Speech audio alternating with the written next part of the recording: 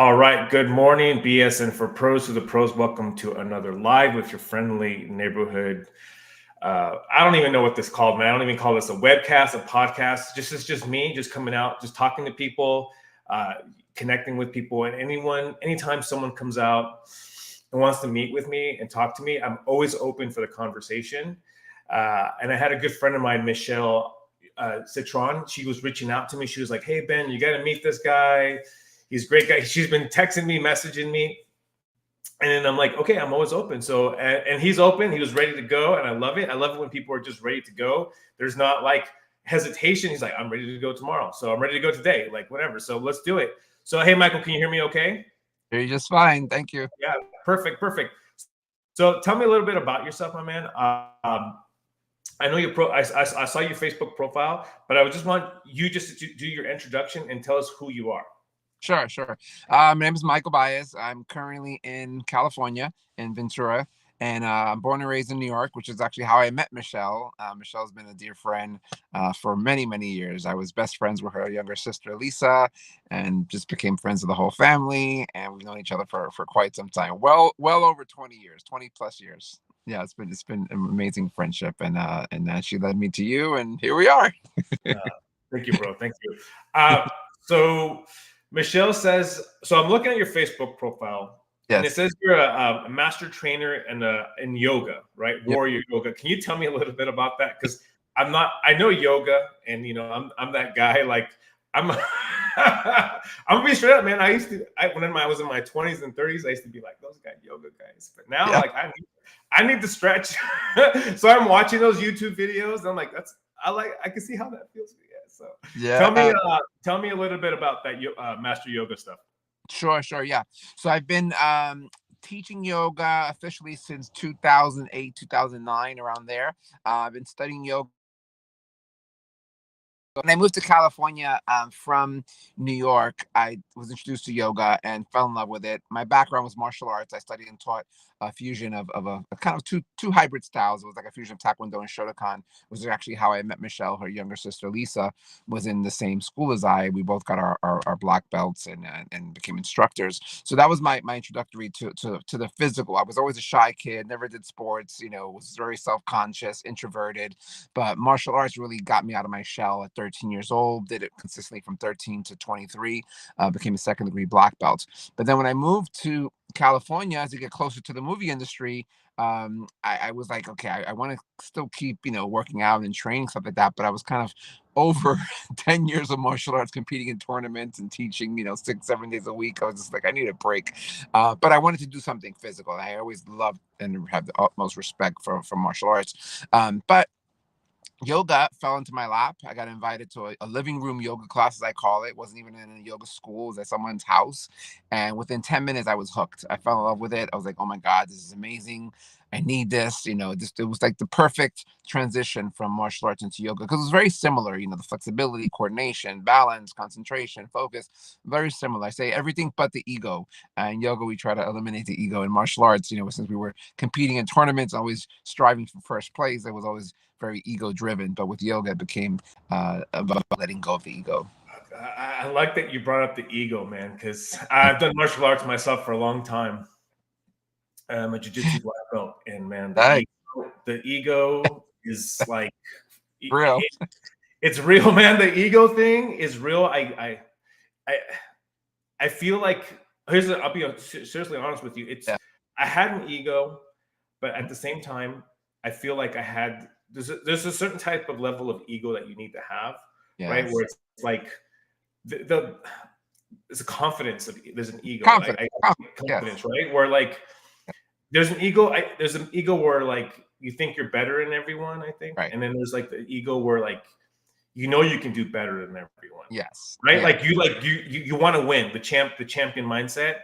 Yes. And then there's others, like who are just, I don't know. It's kind of it's toxic, I would say.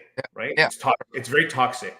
Yes. And that's the fine line, I think, with being a martial artist is you go through that, and then you're like, and trust me, I didn't. There's a long time I didn't believe in myself and my capabilities, and that's why you have your coaches and your senseis and your teachers, and they're teaching you. Yes. And you're like, so that I get that ego thing. What's one of the things that you saw that was really like destructive in the ego? Because you brought that up, and I've been thinking about that in the back of my head for like the past, for I don't know why, but that whole thing about the ego. What's something that you saw that it's like, hey man, like that made you talk about that? Well, it's interesting because brought up something really. I think there's a difference between ego and confidence. I think there's a fine line. With ego, it's very self-centered, all about oneself, about me, me, me. Confidence is different because it's a confidence in oneself, but it's not necessarily has to be braggadocious, right? You don't have to let the world know, you can beat them up or you're the best or whatever.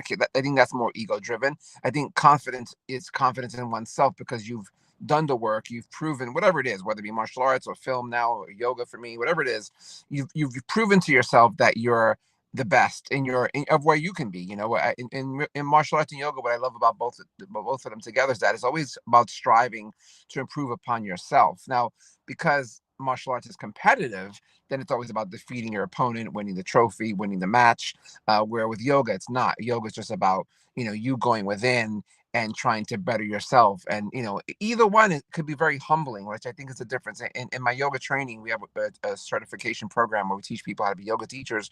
We say the difference between someone who's a master and someone who's not a master is humility, right? A master has a humbleness about them. They're willing to share their resources, their knowledge, they give their time. Where someone who's very egotistical, they want you to know who they are. They have an ego. They're selfish. They may not want to give you their secrets, right? They want to keep everything to themselves, and what makes them so good. They may not want to share their resources. So it's a different mentality. But I think again, it's a very fine line between ego and confidence.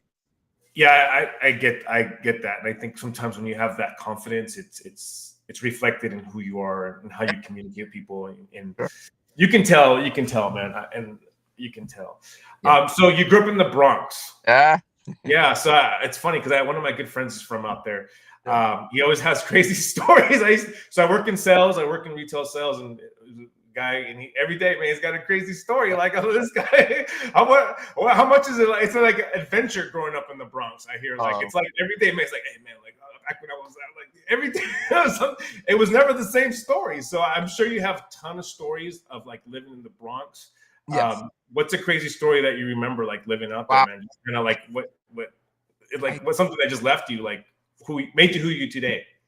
Sure. I think I'll tell you two quick stories. One is that when I was at one martial arts school when I was younger, when I was from like 13 to about maybe 16, and I was in a tournament, and me and the other opponent, we were friends. We were from the same school. It was like what we call the inter school tournament, where it was just amongst the different studios. We had different two different locations, so it was like us against them, but we were still within the same family.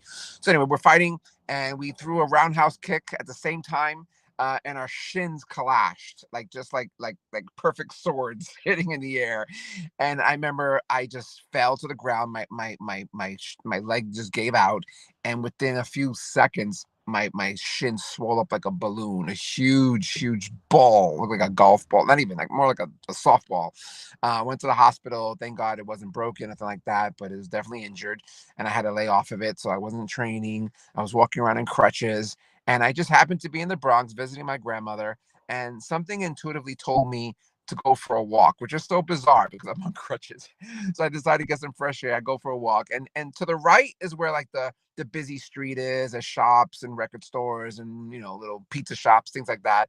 But something told me to go to the left. So I went to the left, and I'm walking, I don't know, maybe 4 or 5 blocks, and I come across this martial arts school, a different one. And I sit there and I just sit there and watch class after class after class. I had nothing else to do that day. I just sat there and watched, I don't know, 2 or 3 classes. And I was so blown away by what I was seeing because it was a different type of approach to martial arts. They had arms. This is 1990, 1980, something around there. So different color uniforms. They were playing hip hop. They had a carpet on the floor, nice and clean carpet. It was a pretty school. And I was like, man, this is a really nice school.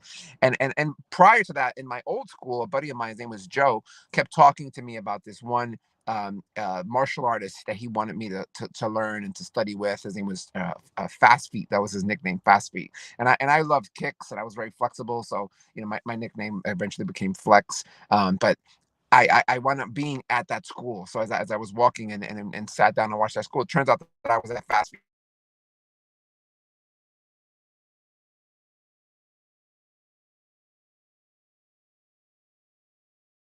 I enrolled in,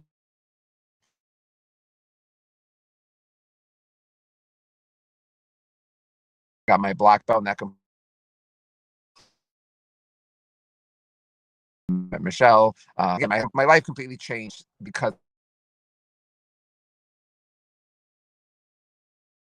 avenue looking for this other karate school, which is bizarre.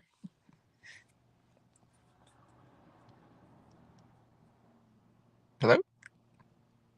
Breaking up a little bit. You're breaking up a little bit. Okay. Did you hear anything I said? Yeah. No, I got the. Oh. Yeah, I got how you were at the hip hop. It was a hip hop, and then from there, what happened? So tell me what happens from the. You thought it was a different. You were sitting at the school, watching the school. I was watching the school, and it turned out that was the school that a buddy of mine had been talking about, and I just randomly walked into it, and that was. Oh, you're chopping up on me. That was the school a good friend of mine had been telling me I should study with this particular instructor. His name was Jerry Fontanez. And there I was. I completely stumbled into that school by sheer coincidence, by chance, and that completely changed my life. That's where I met Lisa, I met Michelle. Now I'm talking to you. So Michelle was training there? Again?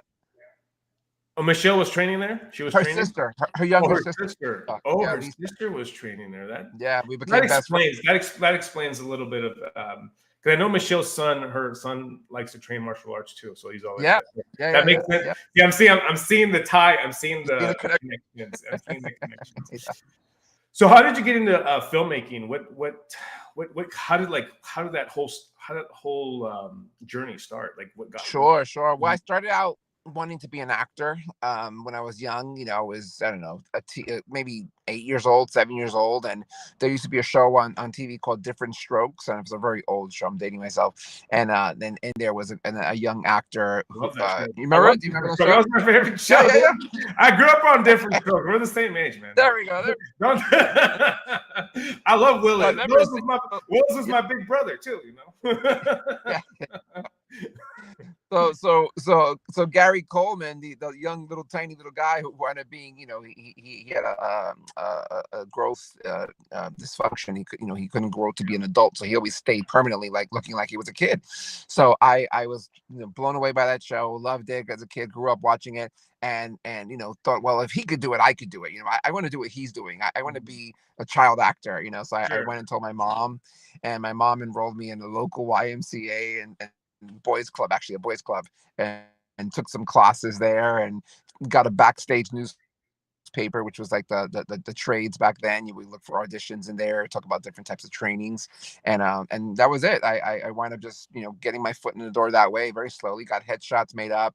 Went on a lot of auditions for NYU because it was in New York City. So NYU it has a great film program, and there's always like students looking to shoot things. So I wound up doing a lot of NYU student short films, and that was my introduction. And I did that for a while.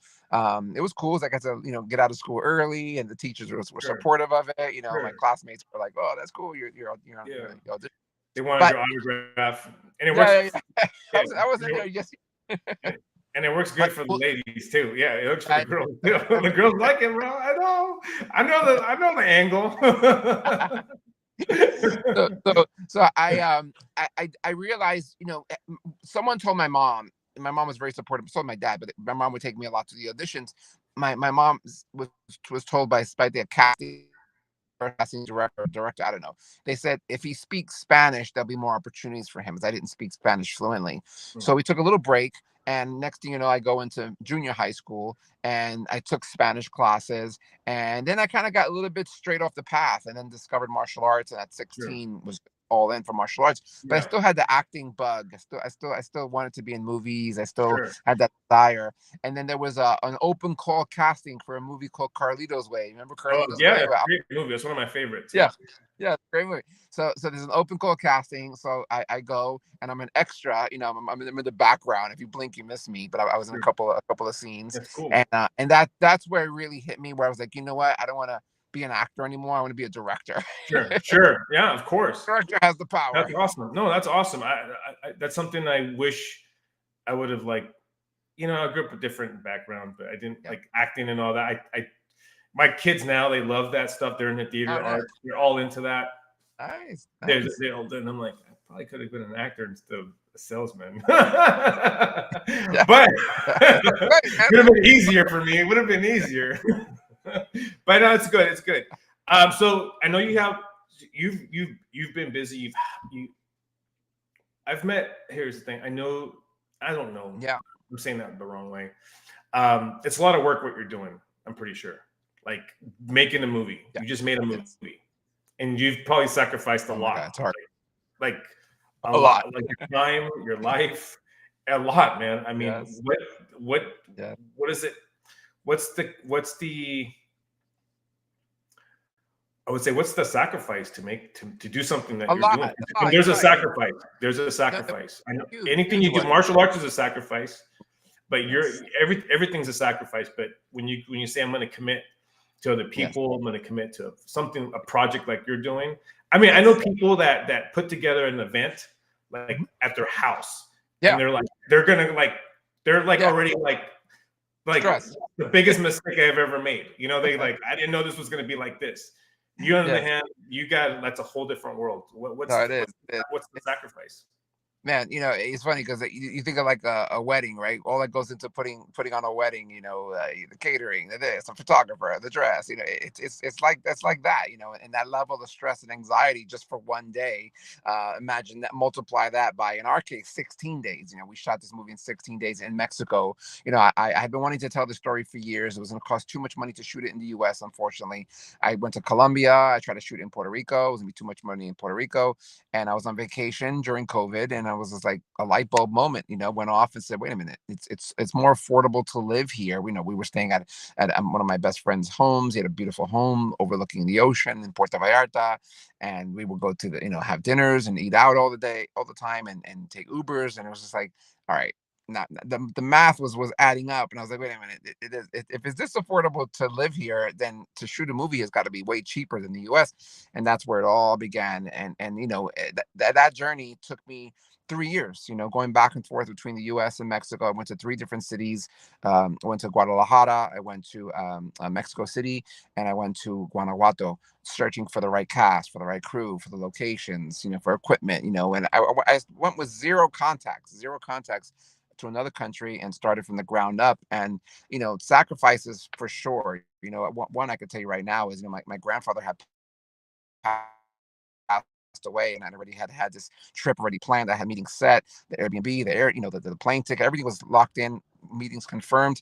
And my grandfather passes away. So I call my dad. I say, hey, Dad, you know what's going on. That I've been on this journey for quite some time. And, and then he gave me his blessing. He was like, look, I understand. Go, go do your thing. It's all good.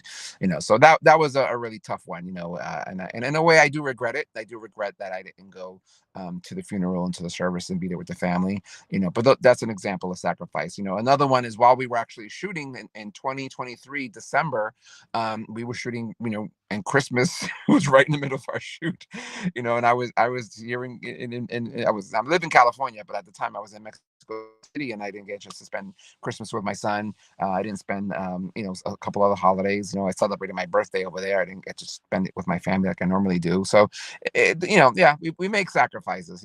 Those are just two big ones that yeah, man, it's tough, bro. I mean, I can tell. I mean, I just by talking to you, I know that you're committed. How many times?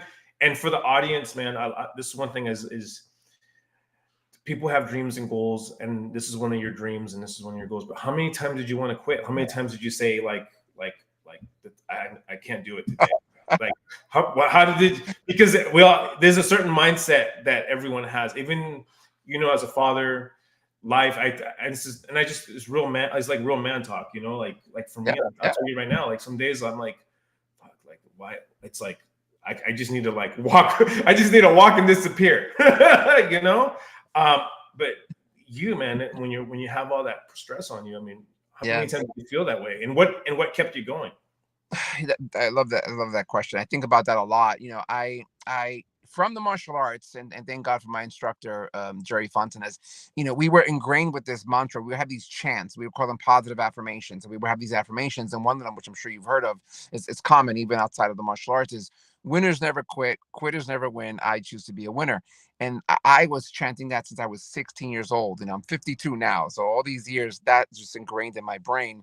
And, I would be on set or trying to raise money or going to these different cities, spending 3 years trying to figure out where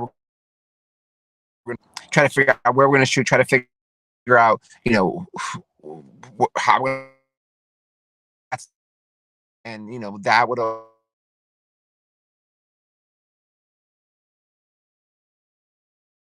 is the hardest thing to gain and the easiest thing to lose. And we're talking to a cinematographer, then the next thing it's like, oh, this is becoming more real. And because we were already in motion, I had made a promise to myself. I'll never forget. It was the year before. So we shot in December 2023. So December 2022, I made a promise to myself. I said, I'm going to give myself 1 year. I'm going to go at it 100%. And sure enough, right before midnight on December 2023, we wrapped the movie on December 30th. So, I just went all in. I kept saying to myself, I don't care if I got to shoot on my iPhone. I'm going to shoot this movie. We already had our lead actress. We had our supporting cast. The main characters were already there. It was just a matter of getting, all the other bits and pieces. But it is a lot of work, man. And even all through. I mean, I had so many issues on set with, different producers who were, promising the stars and the moon and didn't deliver anything. Another one who was trying to take money from the production. I'm not even trying. He did take money from the production. And it was just like I had to just keep going, enduring all this nonsense. And then even to editing, then once the movie was shot and edited, and done, now I had to edit, and I know how to edit, thank God. So it took me, I think, 2 months to sit down and really edit everything.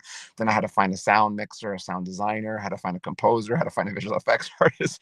Like I've been working on this, again, since October 31st is when I went to Mexico City with the intention to shoot, and we wrapped in December 30th. But here it is, 2025, and I'm still working on this movie. We turned it in, and it's winning a lot of awards.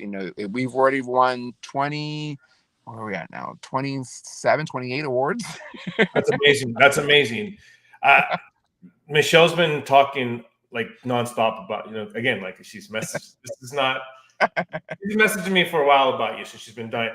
Tell me, I know we're almost out of time, but one of the things you said, we're talking about people. Yes. I want to talk about the movie, but because you mentioned in your experience with dealing with people, man, people in general, what's something that let's end it with a positive. Like, is there somebody that that really that turned it around for you or spoke to you, was your shoulder, or someone that was there for you? And hey, I know you're going through all this. These people are because at the end of the day, people are trying to burn you. And no matter when you have a goal, it's so easy to say. Anytime you're going a path, someone's going to try to distract you. Someone's going to get you off the path. They're gonna whisper in your ear. They're gonna say shit to you. They're gonna say something. But there's always that one person that says, "Man, that angel in your corner, man." Who? Yes. You don't have to tell me who they were, or if you want to, I'll tell you. Yeah. I'm very fortunate that it's several people. First and foremost, my parents are incredibly supportive. My mom and dad, my mom, took me out of school, like I said, taking me to the auditions. My dad was the one who first taught me martial arts, and was always supportive of me continuing and striving to get my black belt. My writing mentor, Eddie Pomerantz, who I met in New York City and took me under his wing and just basically showed me how to write a great screenplay and held me to a high standard and, worked with me for 2 years on one script, and every script that I write, I always take it to him for his blessings.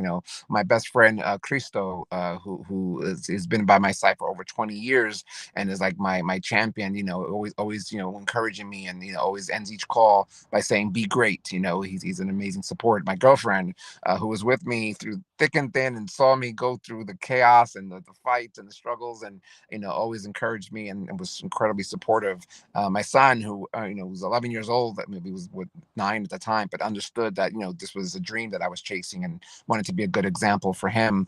My best friend, Ed Martin, who helped me to raise the money, and find investors, and my investors who believed in me.